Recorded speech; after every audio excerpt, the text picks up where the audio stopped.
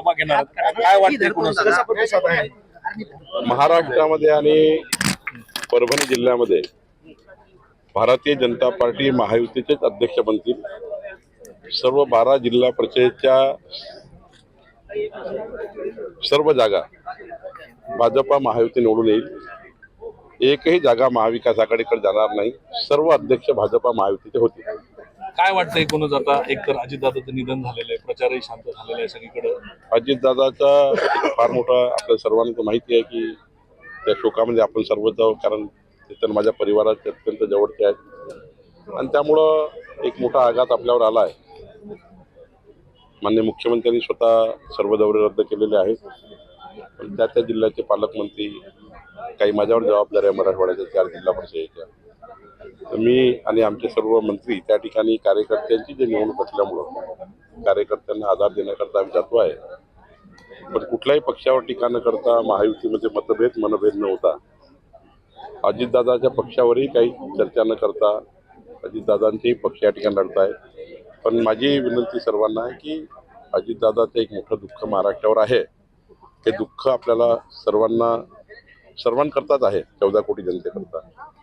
त्या दुःखातून महाराष्ट्र निघाला नाही, पण तरी आपण त्या ठिकाणी सर्वांनी शांतपणे कुठेही त्या ठिकाणी मनभेद नव्हता निवडणुका लढायच्या आहेत. दोन्ही राष्ट्रवादी एकत्र येण्यासंदर्भात चर्चा असताना कुठेतरी भाजप, मी सकाळीच बोललो या विषयावर. साहेब, जय पवार यांच्या नावाला खरं तर संमती आहे राज्यसभेवर.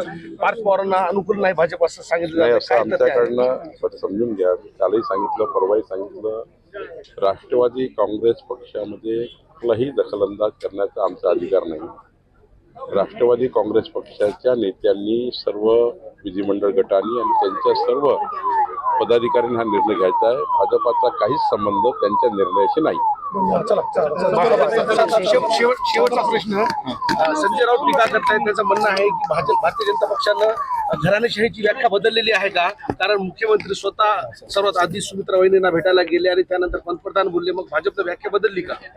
पहिले संजय राऊतांनी हे सांगितलं पाहिजे की महाराष्ट्राचे मुख्यमंत्री उद्धव ठाकरे असताना आदित्य ठाकरेंना मंत्री करणारे कोण होते? पहिले घराणेशाही कोणी सुरू केली? घराणेशाही, आपल्या स्वतःची घराणेशाही पहिले सांगितली पाहिजे. घराणेशाहीवर चर्चा करण्याचा अधिकार संजय राऊतांना नाही आहे.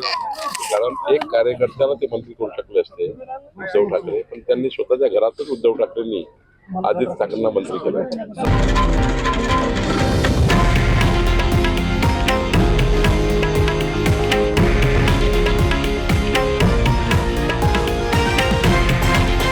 हे आहे देशातील नंबर 1 न्यूज नेटवर्क आणि आपण पाहत आहात TV9 मराठी, एकमेव.